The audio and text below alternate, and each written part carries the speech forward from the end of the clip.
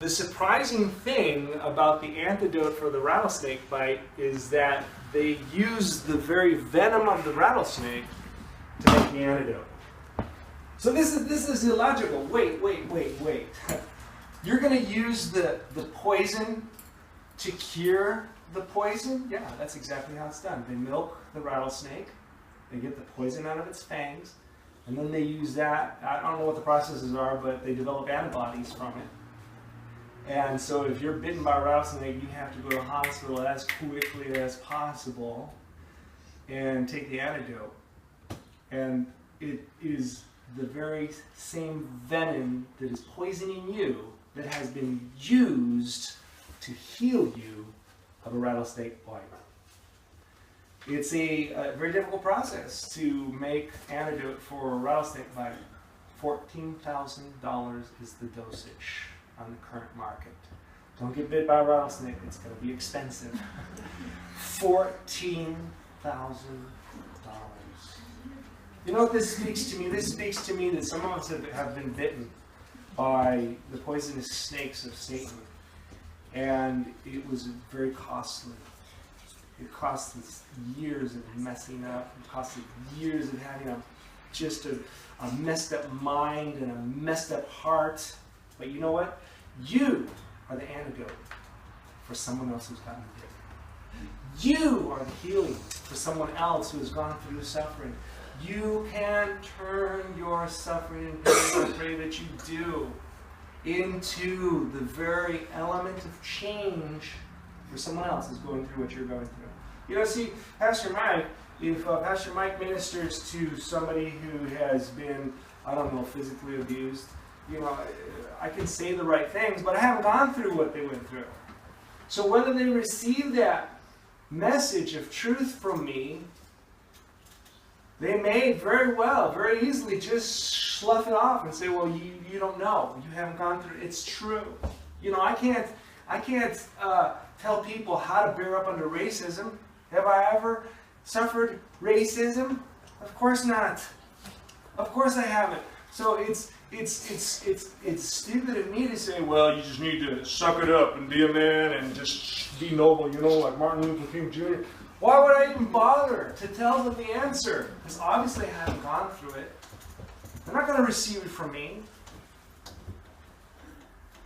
So what you went through is how you're going to be able to minister to many, many, many people. You're going to bring relief to their suffering, healing to their broken heart. If you've never suffered, you could be a good Pharisee. Thou shalt not. The Bible says, I'm right, you're wrong. But if you have suffered, you can be Jesus. Yeah. Jesus came down on this earth. And you know what? He was all-knowing before he came on this earth, but he came on this earth and he learned something new. Because he'd never had the experience of human life in heaven. He came down and suffered. He knew what it was to suffer. Of course, then the worst suffering that Jesus went through was the crucifixion. He suffered for us. And so he looks at us with compassion. He doesn't look at us with that severe face of the mad deity that some people imagine. He suffered. So he has compassion.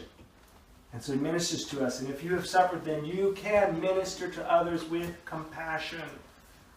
Helen Keller said this: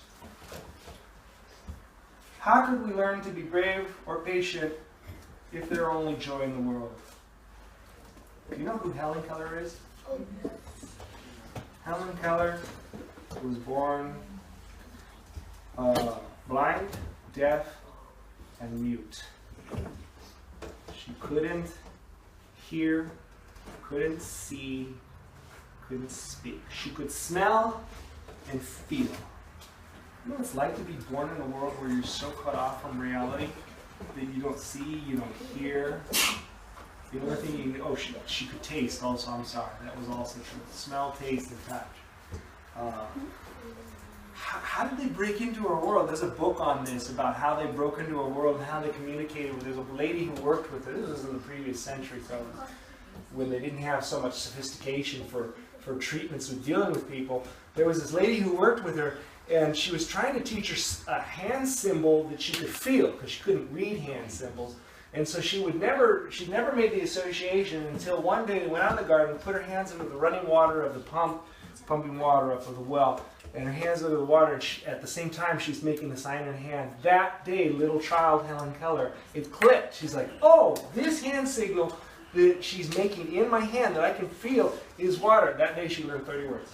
Boom, boom, boom, boom, boom. That day the world of communication opened up to her. Helen Keller went to college and passed college. She's deaf, blind, couldn't talk. How the heck did she do that? Yeah, what's your excuse for that?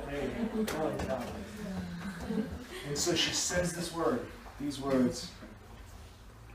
She's not crying about the suffering that she was born with. She says, how can we learn to be brave or patient if there were only joy? Let's go ahead and bow our heads and close our eyes.